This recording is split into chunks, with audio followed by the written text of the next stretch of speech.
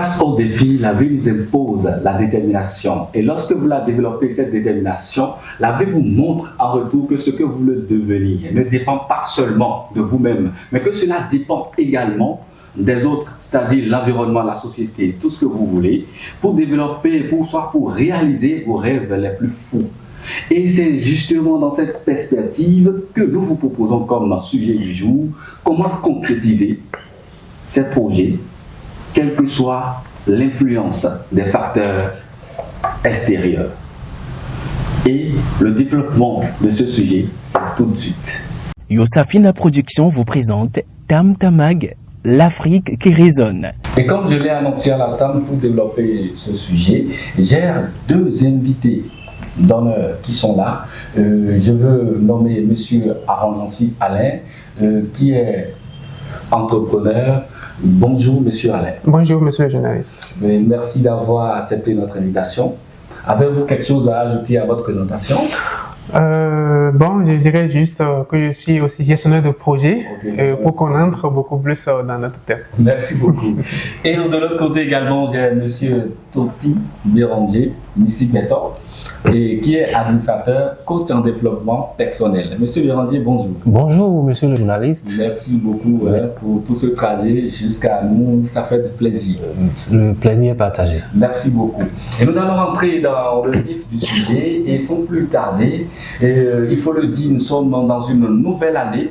Et déjà, chacun est en train de dire, je dois faire ci en 2023, je dois faire telle chose, les projets, les défis à relever et tout. Et notre question d'abord est de savoir, est-ce que déjà notre détermination, elle est connue? Nous sommes conscients de cette détermination, M. Béranger. Est-ce qu'il y a des facteurs extérieurs qui existent et qui influencent nos projets, nos rêves, nos objectifs? Merci, monsieur le journaliste. Je partage entièrement ce thème et c'est pour ça d'ailleurs j'ai voulu, n'est-ce pas, partager ma propre expérience avec vous.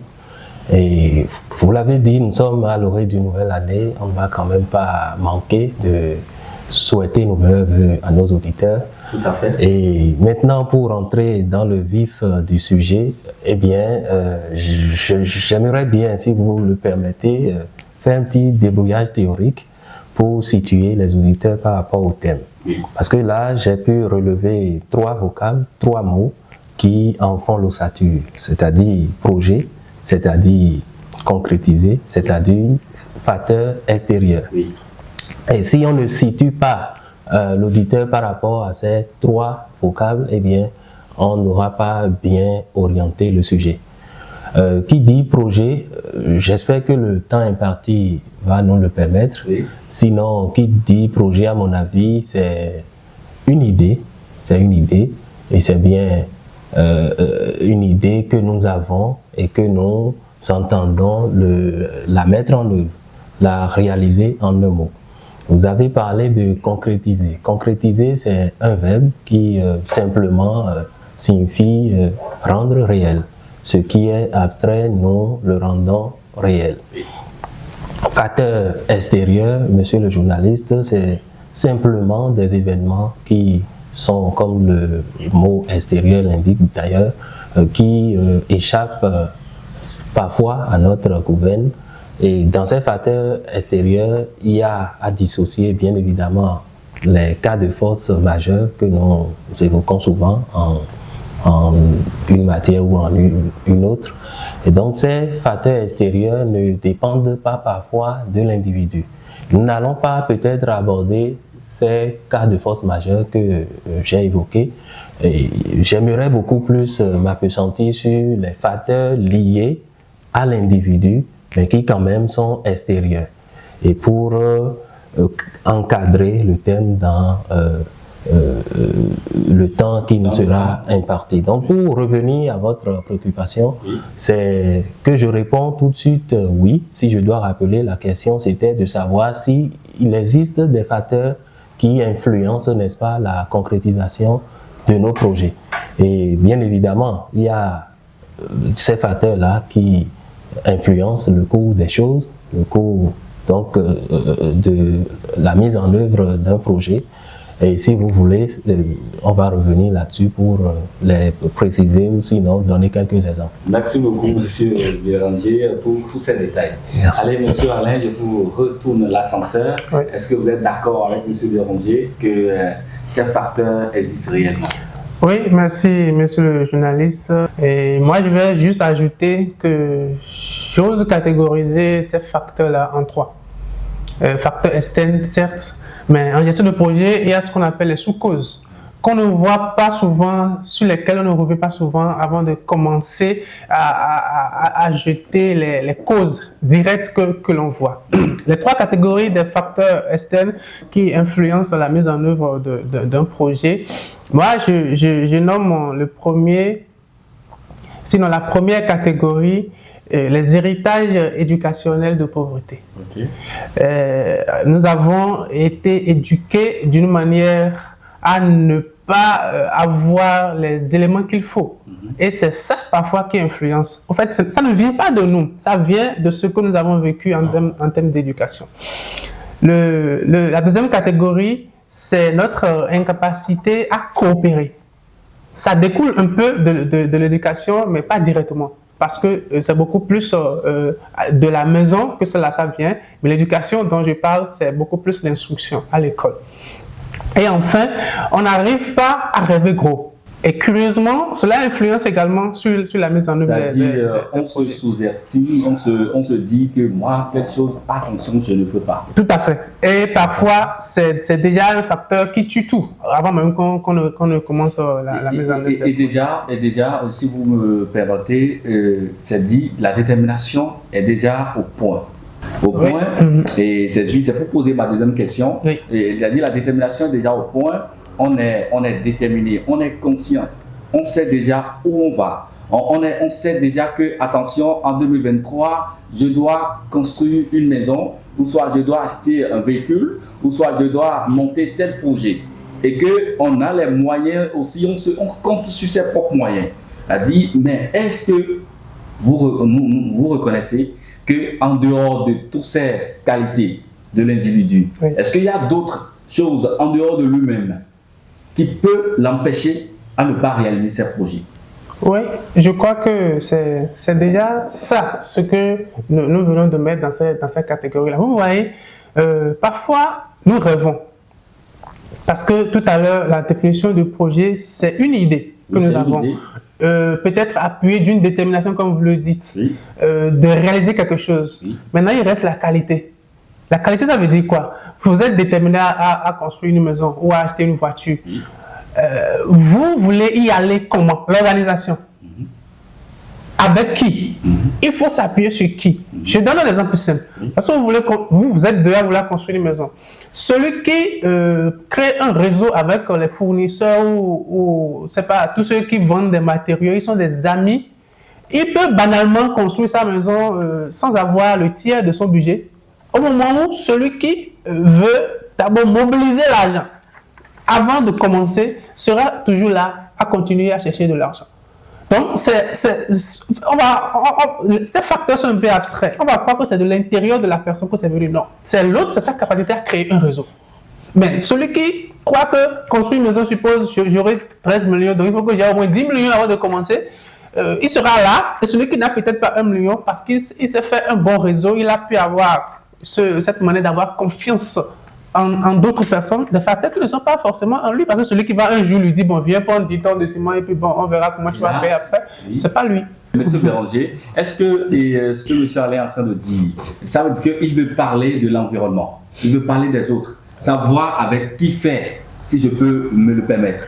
Est-ce que vous êtes d'accord? Je partage le point de vue de M. Avangansi et je réponds simplement oui. Mais je dois dire que, comme l'a souligné Socrate, il dit « Connais-toi toi-même avant, n'est-ce pas, de chercher à connaître les autres. » Voilà. Nous sommes dans un environnement qui corrompt l'homme. Et quand je le dis ainsi, c'est parce que on cherche constamment à trouver le tort aux autres. Alors que qui dit idée, qui dit projet, qui dit concrétisation de ce projet-là, parle d'abord, comme vous l'avez dit, d'une certaine détermination. Oui. Il y a des critères, sinon des facteurs d'abord individuels à mettre en compte, sinon ce projet, cette idée-là ne sera jamais réalité. Donc, connais-toi toi-même, comme l'a dit Socrate, et là, en te déterminant, tu vas déterminer qui va t'accompagner dans la réalisation de tel ou tel projet. Donc, l'environnement, d'accord. Les facteurs, je donne un exemple simple. Si je prends l'univers automobile, par exemple, ils sont confrontés, les automobilistes sont confrontés aujourd'hui à la cherté du coût du carburant. Il y a le Covid. Il ne vous échappera pas que la guerre entre l'Ukraine et la Russie affecte sérieusement tout ce que les États, les individus et bien les sociétés ou les entreprises ont défini comme projet. Oui. Est-ce que pour autant on va se dire voilà, quand on est entrepreneur, quand on veut entreprendre, eh bien d'office il y a des facteurs extérieurs qui vont disons nous rouer le cours de ce projet-là pour être tranquille, pour dire voilà, si j'entreprends, c'est clair, il y a déjà des obstacles, donc je ne me décide pas à avancer. Donc, tout ça pour dire que les facteurs externes sont là. J'ai évoqué l'univers automobile pour dire qu'en réalité, les facteurs externes ne vont pas en principe empêcher à concrétiser le projet. Tous les jours, les gens continuent à produire des véhicules. Tous les jours, l'État ne dit pas, bon, j'ai tel ou tel obstacle. Oui. Il y a ce qu'on appelle en gestion de projet les hypothèses, qui sont en réalité les obstacles que nous rencontrons dans la mise en œuvre d'un projet. Donc l'État ne dit pas, par exemple, il y a le Covid, bon, je croise les bras, quand le Covid va passer, eh bien, je vais reprendre mes activités, voilà, parce qu'il y a le Covid qui est là, qui m'empêche de voler. Si vous me le permettez, est-ce que, parlant des qualités, oui, qui vont nous permettre d'affronter ces facteurs, est-ce que d'abord, on ne peut pas parler de la foi, c'est-à-dire la confiance en soi? Est-ce que, parce que c'est une imagination, et quand vous parlez, je suis d'accord avec l'idée qui dit, quand on parle de projet, c'est une idée. Une idée est vraie selon moi lorsque elle est dans la phase pratique. Parce que vous pouvez avoir des idées sans la concrétiser. Et c'est de ça que nous parlons. Est-ce que, en parlant des qualités, est-ce qu'il n'y a pas la foi en soi? Est-ce qu'il ne faut pas dire je crois en ça, je sais qu'il n'y aura pas d'obstacle? Parce que c'est quand vous croyez que ces facteurs existent, que vous êtes fragilisé, ou je ne sais pas, je veux comprendre, M. Béranger. Est-ce qu'il n'y a pas cette idée de foi qui doit gouverner l'humanité? Je crois que d'office la réponse est oui, mais il faut quand même relativiser. Relativiser en disant que foi, d'accord, mais il ne faut pas confondre tout ce qu'on nous raconte à l'église. Je m'excuse du peu si j'évoque ce milieu. Pour dire avoir foi en, les gens ont tendance à confondre.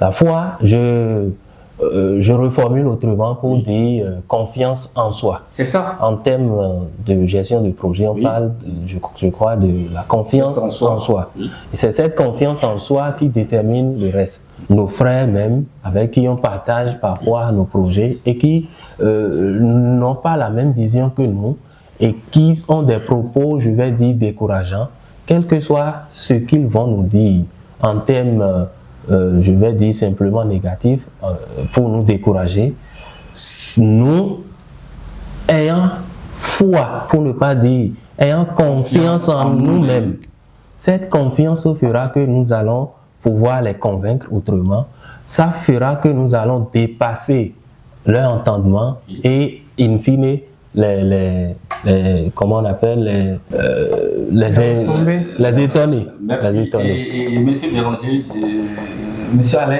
et là, M. Béranger est en train de dire quelque chose qui me touche. Oui. C'est-à-dire, moi, je préfère dire, savoir, là, dans ce cas, savoir qui écouter alors, pour réaliser son projet. Savoir qui écouter, est-ce que vous êtes d'accord? Oui, savoir qui écouter, mais il faut savoir s'écouter pour savoir qui écouter. C'est plutôt ce que moi je retire de son intervention pour répondre à votre préoccupation. Mais comme je le disais tout à l'heure, quand vous êtes maintenant revenu sur la confiance, j'ai vu l'intelligence que vous avez cachée derrière le thème. Vous n'êtes pas en train de vous concentrer sur les facteurs extérieurs, mais vous êtes en train de voir qu'est-ce qui peut dissiper, qu'est-ce qui peut faire disparaître ces facteurs. Et ça revient sûrement sur les facteurs intérieurs. C'est pour ça que même tout à l'heure, en catégorisant les facteurs extérieurs, vous allez voir que l'individu aussi s'y trouve. Parce qu'il n'y a pas de notre héritage éducationnel de pauvreté. Au fait, on nous a éduqués. Certains sont très éduqués, très bien éduqués, mais ils ne peuvent réaliser aucun projet. Et pourquoi? Parce que ce n'était pas de l'éducation, c'était du dressage, si on peut le dire ainsi. Au fait, les parents, vous m'excusez, on n'a rien contre nos parents, étaient beaucoup dans le sens de la protection. On ne fait pas ci, on ne fait pas ça, on l'a fait. Mais en réalité, on ne nous a pas construits de l'intérieur, comme il le faut. Et l'école, pour la deuxième catégorie, que si vous m'avez suivi tout à l'heure, a aussi joué son rôle en nous rendant unidirectionnels. Et non, je vais finir, monsieur le journaliste, unidirectionnel dans ce sens où on n'arrive pas, comme je le disais en troisième position, on n'arrive pas à rêver, on n'arrive pas à coopérer avec les autres. Et puis je réponds à votre question.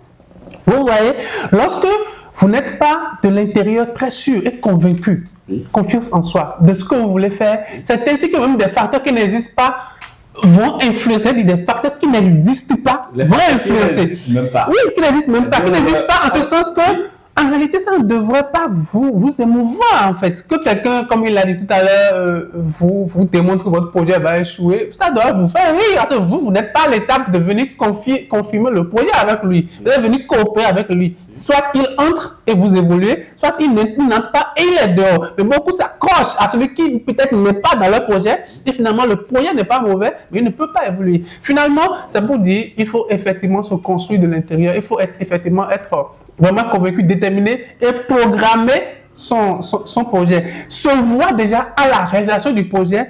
Et lorsque vous évoluez, si c'est comme on dit en français, si quelque chose n'entre pas dans votre planification, c'est que la chose est dehors. Finalement, vous allez vous rendre compte, si vous êtes bien confiant, qu'il n'y a aucun facteur extérieur qui puisse vous empêcher de réaliser. Et là, vous venez de dire quelque chose enfant, c'est-à-dire c'est de l'eau versée. C'est sur le dos du canard. Tout à fait. Vous m'excusez. Allez, je suis d'accord, oui. mais nous sommes en train de parler aux Africains comme nous. Oui.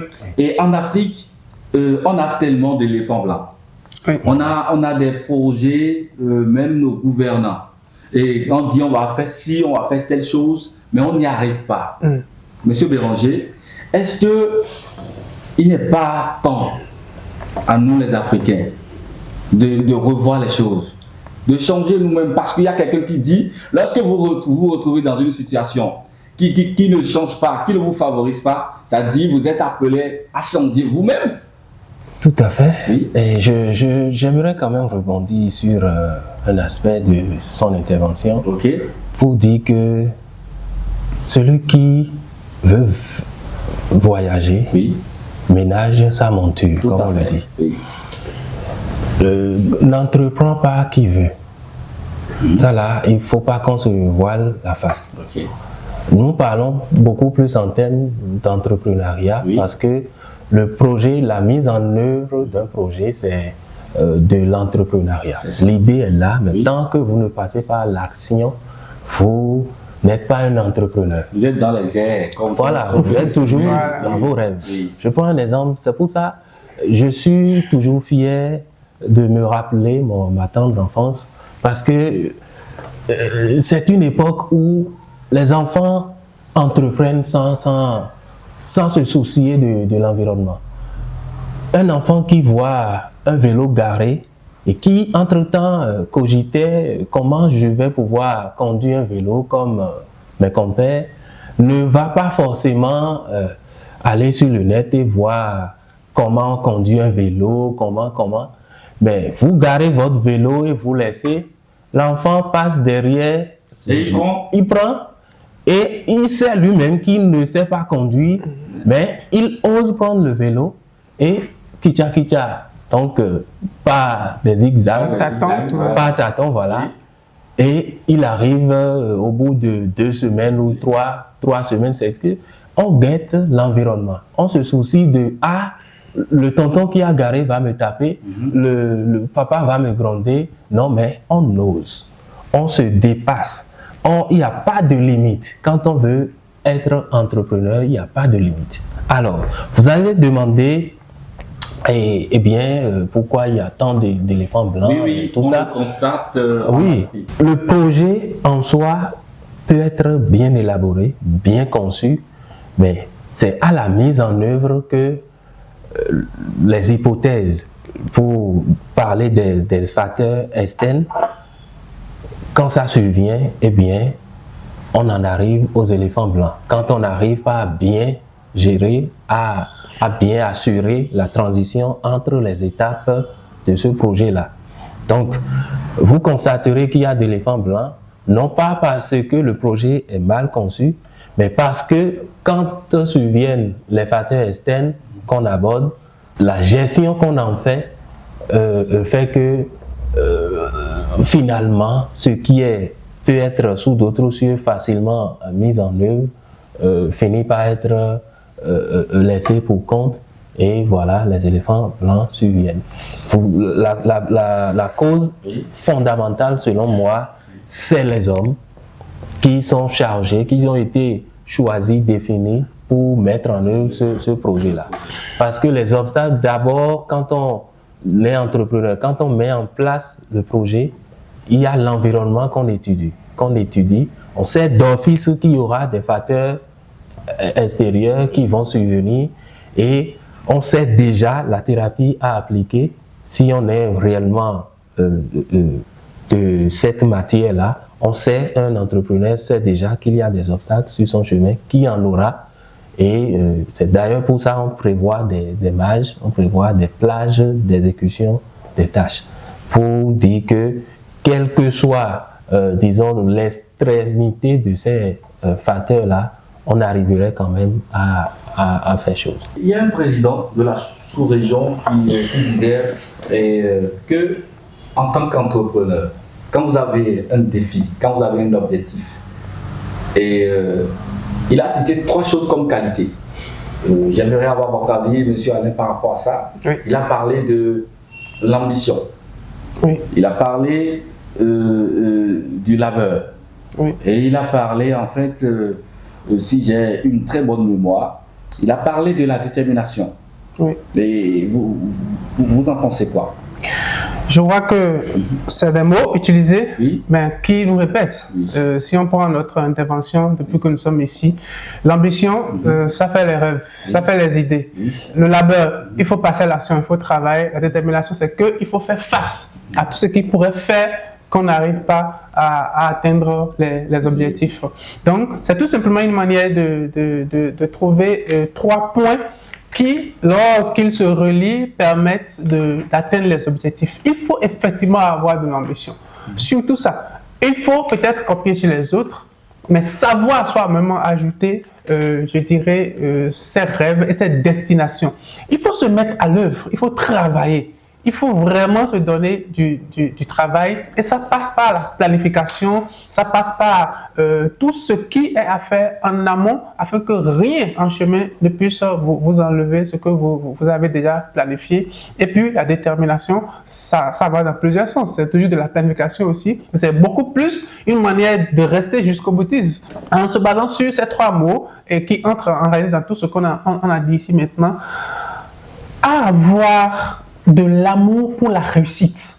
En fait, ça crée une jalousie qui ne permet pas que des facteurs venant même de soi ne puissent contribuer à l'échec.